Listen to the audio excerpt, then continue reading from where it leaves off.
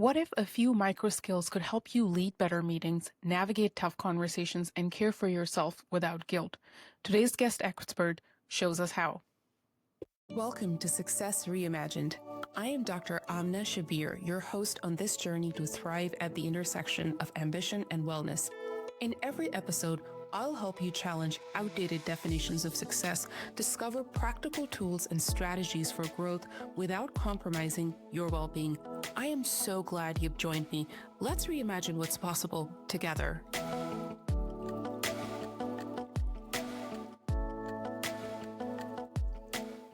Dr. Resa Lewis is an emergency medicine and lifestyle medicine physician, adjunct professor at Brown University, TEDMED speaker, healthcare designer, and award-winning educator, mentor, and point-of-care ultrasound specialist. She has authored over 125 peer-reviewed publications and is co-author of the award-winning business book MicroSkills: Small Actions, Big Impact.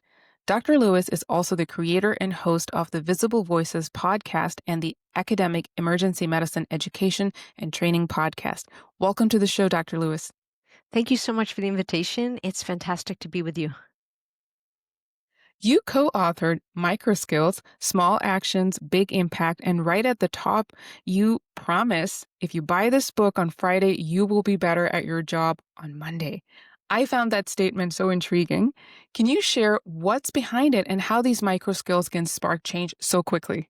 Yeah, thanks for that question. And for audience members that aren't yet familiar with the book, so the full title is MicroSkills: Small Actions, Big Impact. And that kind of gives a clue to the meaning of that tagline of buy this book on Friday, be better at your job on Monday. So as you shared, it's a business book and it's 10 chapters. And each chapter covers a specific category of microskills. So for example, chapter 1 is microskills for self-care. Another chapter is microskills for polished communication. I'll give a third example, microskills for navigating conflict. And within each chapter, that's the category title, but we share anywhere from 7 to about 11 microskills. And we have a very clear format for the way we teach and talk about these microskills. Inherently, my co-author and I are both emergency physicians. We're both ultrasound educators. And that's the key here. We're used to bedside teaching and also something called just-in-time teaching. So the book is dense, and sure, you can read it cover to cover. More so, it is a book that we want people to have in their toolkit. So you can jump in and jump out. And to that end, we created a very granular, detailed table of contents. So that tagline, buy this on Friday, be better on Monday, it is actually readable cover to cover in one weekend. But truly, what we hope the reader does is look at the table of contents and dive into the specific micro skills that are relevant for them right now. Sometimes you have a conflict with a colleague at work and you want some input on how to navigate it. Maybe you're being put in charge of running a meeting and you've never run a meeting before. You can read about how to run a meeting. So there's all different pieces, micro skills that'll speak to the reader depending on where they are in their stage of career, but also what they're doing in their job. That's wonderful, especially with our the way you're describing that it is so approachable that you can just pick it up, see what's on top of your mind, and delve deeper. I would love to ask you a little bit more about the micro skills that you recommend when it comes to conflict, because we're always, I feel, surrounded by some sort of conflict. Either it's happening on a personal level, whether it's me negotiating with my 6-year-old or I'm in some other situation. I would love to expand a little bit more on that. Sure. Like you said, conflict is inevitable. It's life, whether it's personal life, professional life. And, we have a statistic in the book where we talk about the number of hours per week and hours per year, and actually percent of the time of the workday that might involve conflict, depending on the dynamics of your team, depending on the workplace culture. So I think number one, that knowledge can be powerful. So one micro skill we talk about is something called the power of the pause. So number one, acknowledging that in every conflict, we play a role and trying to recognize your role. Now, how do you recognize your role? If, say, you're someone that doesn't really have a lot of emotional intelligence or situational awareness, In chapter 1, we actually talk about microskills for self-care and the importance of building your personal board of directors. These are your go-to people that you trust. They are invested in your personal journey and in your success. So sometimes that pause when there's a conflict and speaking with someone on your personal board of directors, say, can I run this scenario by you? Like, I'm having this conflict with this colleague, and then telling them what's going on, and then having them give you feedback and thoughts. Say there's a conflict that's occurred and you know you're going to have a conversation, something that we call a difficult conversation. Again, something that's inevitable both in our personal lives as well as our professional lives.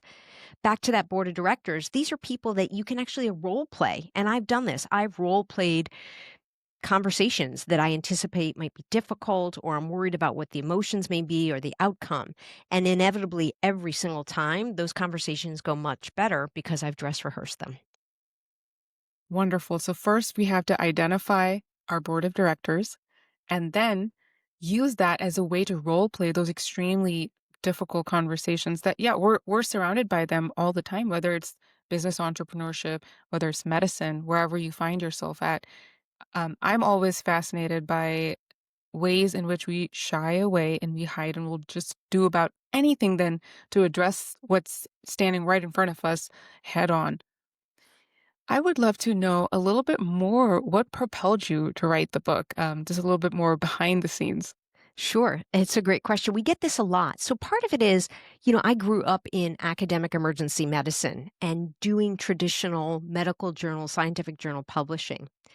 And probably about 2017, 2018, I became aware, and of course, I don't know why it took me so long, that we actually can write for mainstream outlets. And part of it was I met a very inspiring group of women physicians who were writing, for example, op eds for newspapers or were writing articles for Harvard Business Review or Fast Company or Slate Magazine.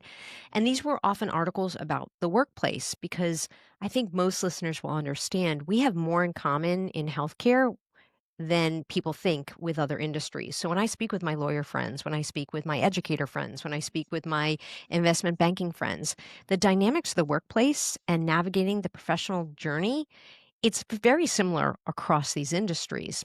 So, these physicians who were writing for the more mainstream outlets really, inspired me to take a stab at it and start doing it. And you realize that when you write for these outlets that I like what I mentioned, number one, the turnaround time is quicker. The audience is broader, and you realize what does resonate. And sort of it's very empowering to know that, like, what you're experiencing in your workplace or what you learned could be helpful to you in your professional journey is helpful to others even outside of healthcare. So there were a lot of successful and articles, acceptances, and my co-author and I got a lot of positive feedback. And she said to me, I want to write a book, and asked me to join her as a co-author. And, I am growth mindset oriented. I'm ambitious. I love trying things. I love learning. And I think the overall umbrella is I want to be a polyglot. I want to speak many languages. And, speaking publishing and speaking writing is a little bit of a different language than speaking clinical medicine. And so we wrote a proposal and went a very traditional route in terms of our writing process and worked with a literary agency, signed with a literary agency, did something called go to auction, where we had our proposal auctioned, working with different publishing houses, eventually took an offer and, wrote our book with HarperCollins. It was a lot of fun. I learned a lot. And more importantly, I learned the language of writing and publishing. That is an incredible journey, and wow, I would probably say that you're the first author that I've interviewed and we've talked about the auction process. That's very fascinating, which easily takes us to the next question, which is that you wear many hats. You're a physician, you're an educator, you're a designer, you're an author, you're a podcast host. I will put all these links in the show notes for our audience to follow, both for the book and your amazing podcast. So this is all excellent, and this is what the world gets to see. And as you know, I talk a lot about perfectionism, so it looks like a very perfect front. It is a reality, but there's also so much that's happening behind the scenes, which we don't get to see. Have you ever experienced failure as you have navigated these multiple roles? No, no, no, definitely not. I mean, it's such a fantastic question. It's such an important question. And The answer is yes, 150,000% yes. In fact, everybody has. To your point, it's whether it's demonstrated, it's whether it's shared. Perfectionism is definitely a cultural norm in medicine. And when we don't have something happen in our lives, we'll say professionally, there's a lot of shame and a lot of like not sharing. I do think social media in one way has been a good thing in terms of people sharing their failures, because by sharing failures, number one, that humanizes the person, but also I think it's a really good way to share failure by then saying how you turn those failures into a success. So we were talking about writing. By no means have I had all of my articles accepted. In fact, many are rejected. And with those rejections, for example, sometimes you'll get comments back. So, in the traditional academic publishing sense, you'll get reviewers who will tell you why they think your article is not worth publishing. And with that feedback, you can then incorporate that, edit your article and submit to another journal. So that's one way that, those are failures when you get rejected from a medical journal where you're trying to publish. But it's what you do with those failures. And I think that's true. There can be sports references. Like we haven't been tops of our sports teams. We've missed goals when we've tried to take a shot. I say that because in high school, I was a soccer player. And there have been plenty of times that I have failed. The clinical environment, sometimes we have patient care cases that don't go well.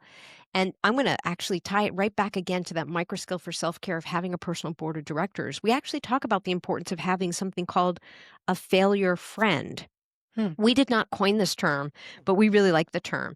And your failure friend is the friend you call up when you've, quote, failed. Maybe it's not truly a failure, but maybe you did have a bad case. Maybe a patient died. Maybe the patient actually did fine, but you didn't like your own performance. And you just want to talk to someone about it without judgment, with psychological safety, to talk about sort of the experience. And you know that in general, that person is going to help you feel better. And we all have these people in our lives, whether we realize it or not. A lot of times people say, just to go on this riff about the personal board of directors, I've had specifically young people, high school and college age people say, I don't have a board, because they think of a big company board. And just so the audience is aware, this isn't an official board. This is sort of a theoretical board, but these are the people you call, to help you navigate your professional journey. So I have pointed out to college students, like, you actually do have a board. If you have a best friend that you call to like feel better when you're feeling bad, that's someone who sits on your board. Like if you have a teacher that you just trust and you speak to about, where you might want to go to college or what you might want to do career wise when you grow up, that's someone that sits on your board. And so I think it's sort of thinking about who are the people you call to help you navigate different pieces of your journey. Sometimes it's academic, sometimes it's finances, sometimes it's personal relationships. Back to the failure friend. I think when we practice clinical medicine, it's actually important to have those people that understand your world that you can just share with safely and without judgment. So, yes, I failed many times. Yes, I am someone, though, that has energy and has positivity and has hope and has a growth mindset that I try to turn the failures into successes. What's my lesson? What did I learn? How can I integrate that into the next time I apply, or the next time I have a meeting, or the next time I fill in the blank? I have never heard of a failure friend formally in that manner. And as you were speaking, I was thinking, boy, I have a lot of failure friends, and that's so good. I feel that we don't talk about connection enough. And there's this, alongside with perfectionism, this belief that we have to bootstrap our way individually. We have to be the lone wolf and we have to do everything and we have to do everything perfectly. So this is such a wonderful space that you're creating with this conversation, just that room to breathe and absolutely be very careful with the board of directors and who sits on there. Because a lot of times I feel that when we start thinking about all these other people whose opinions we give value to, we sort of make maybe the whole world our board of directors in a way that we're thinking about, okay, if this person said this to me, it matters. Where really it's those core people. Everyone's opinion does not matter. And these are the people that you can turn to. Yeah. I really like what you shared. And, to go even deeper on this concept, there are people that are with you for a lifetime. There are people that are with you just for one segment in time, one chapter, one episode, one talk. Like, you don't predict necessarily how these relationships go, but they're generally organic. We emphasize that these are not transactional. Like, you don't take, take, take, take, take. You've got to actually invest time and energy into that relationship. Definitely express gratitude. Definitely, keep that person in mind for nominating them for an award or putting a positive evaluation in their folder for promotion to their supervisor. Like, there are many ways that you can give back to your board members. And the one thing I'll say is violations of trust. Mm. Not every board member does right by you. And maybe there's someone that you actually thought was trustworthy and had your back, and then you find out didn't.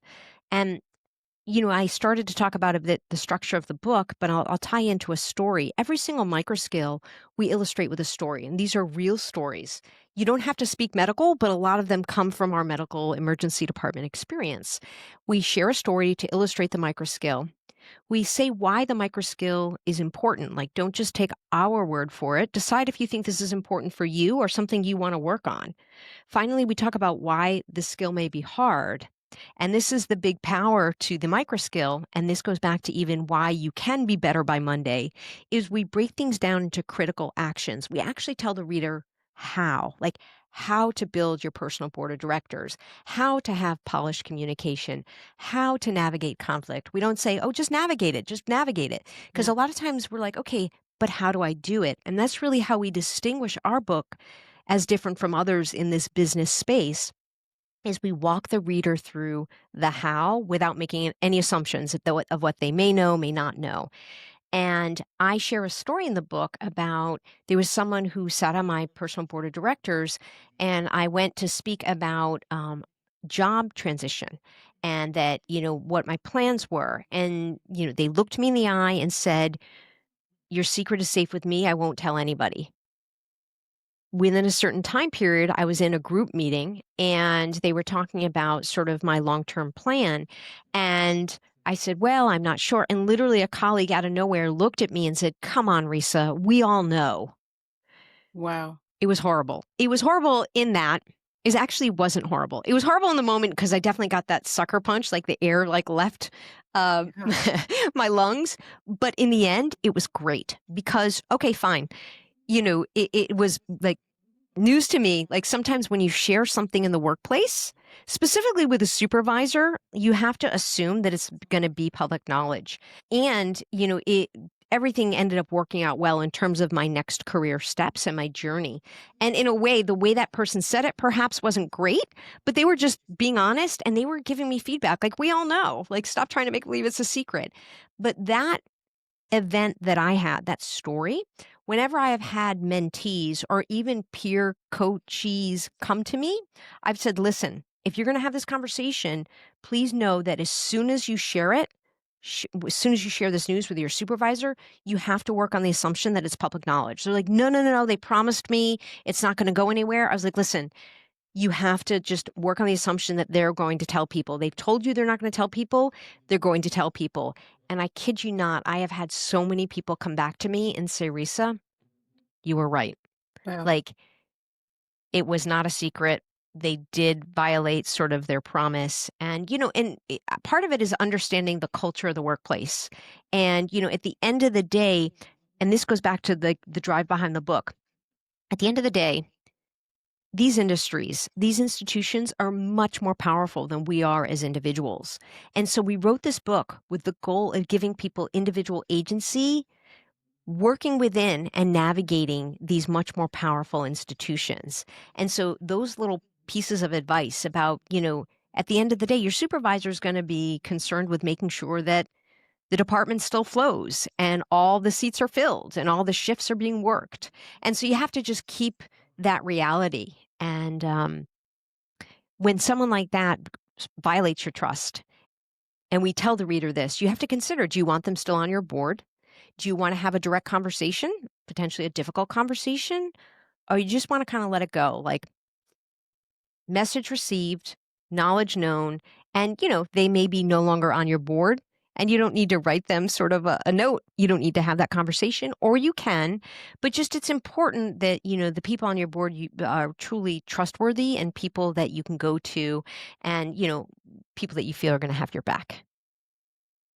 I found that comment and that thought and that insight example so rich because you use that power word that I've been really reflecting on, which is agency. And a lot of times, what we're experiencing is this slow erosion of our agency where we're confusing, not conflicting, ways in which we think that other people's opinions are gradually taking over our agency for choice. And then in the end, you said you don't have to. Maybe it depends. Like, do you want to directly communicate this with them, or this could just be an internal thought process? Noted. Next time, I this is a thing. But a lot of times what I see happening is this lack of conscious awareness. First of all, the awareness of our agency, awareness of the change that we can create, awareness of our board, awareness who needs to let go. And then because of the lack of awareness, we also end up with a lot of rumination surrounding this, okay, and perseverating and things that are draining our energy in different capacities. I agree with you. And I think 100%. I think there are many industries that do this, but my experience, my lens is academic medicine. And absolutely academics will take and take and take and take and take and take and take and keep taking. And so if we don't realize our agency, if we don't decide to take care of ourselves, and it's exactly why chapter 1 is microskills for self-care. Healthcare does not teach us how to take care of ourselves. It doesn't model it. It doesn't loud it. I really like that word loud. And so it's really important, because if you're your best self, you're going to be able to bring your best self to work and to the workplace. You're going to produce the best work product, and you're going to be the best team member. And so it's just really important and foundational. 100%. And since we're talking about bringing our best selves to work and all the wonderful things, I'm going to ask you in the show, I talk a lot about reimagining success because that's the Mm. title of the show as well. How have you redefined success for yourself over time? Yeah. This is a great question because success, external factors and external markers of success are things that we're sort of taught in terms of work very, very hard in high school to get into college, college to med school to residency, residencies to jobs, job to job to job. And there's other things about getting titles, getting awards, getting promotions, getting the grant, getting the publication, getting fill in the blank. Like there's always these external factors. And I think at the end of the day, this goes back to self care. Your definition of success, your definition of agency, it's got to come from within. It's got to come from within. And when people say, what do you think is most important? I often say to people, you need to trust your gut. Like your gut is individual to you, and what your gut tells you to do is going to be different than what someone else's gut tells them to do. But you need to trust yourself and you need to listen to your gut because that'll help put you in touch with your heart and your brain and your emotions. That's to say that yes, there are these external markers of success, and it can be a pedigree. It can be, again, how many PubMed publications do you have? It can be how many hats do you wear? And by the way, the reason I say that it makes my hats that I wear, I think because at the end of the day, I'm truly a liberal arts nerd. Like I love learning, and I do believe like all these different sort of categories of interest, they all complement each other and build upon each other to make you better in all your different hats of pursuit. But success has to be defined internally and from within you. And I would say broadly, it means health. It means financial health. It not in this order. Financial health, physical health, mental health, emotional health, community health. You understand civic health. There are many kinds of being healthy. And I think the healthier one is, the better you bring yourself to every situation, personally and professionally. And I think it's very ironic and very common that we as physicians lose our health. Very true. Very true. And I really appreciate and want to acknowledge that very holistic way of reminding ourselves that we're not just our outputs. It's not just related to this very narrow definition of success, which for the longest time, as you mentioned, when we go from one role to the other role to the next step, now you're looking at it in a more broader, holistic way. Yeah, 100%. I really wanted to also ask you this as someone who has conducted so many interviews, and today you're on the other side of the microphone with visible voices.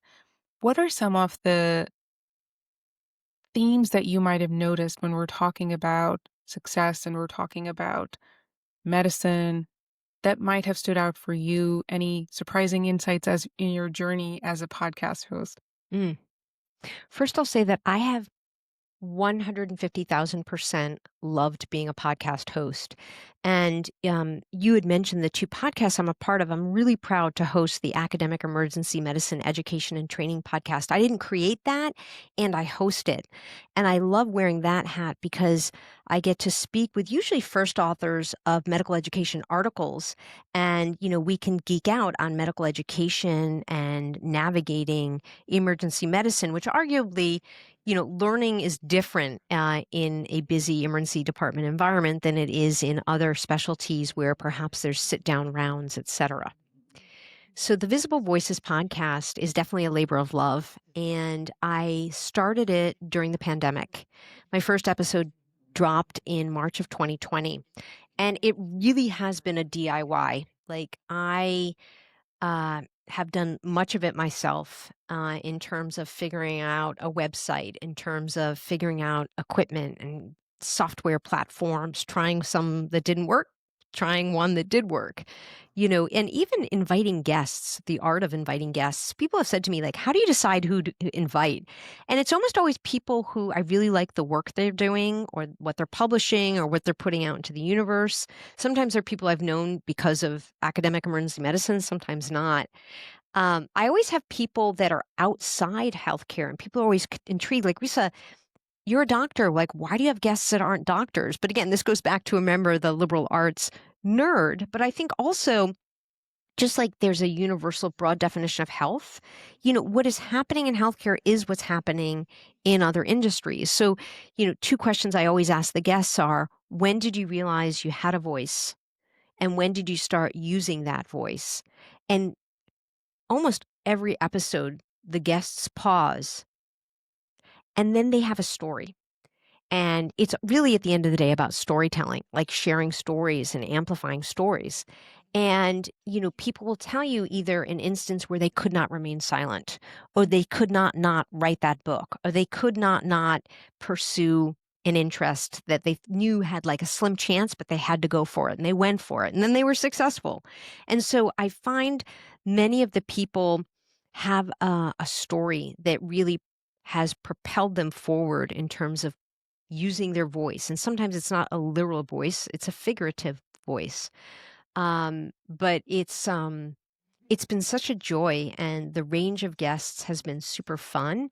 And one, byproduct that I didn't even realize was going to happen is I've gained some amazing friends.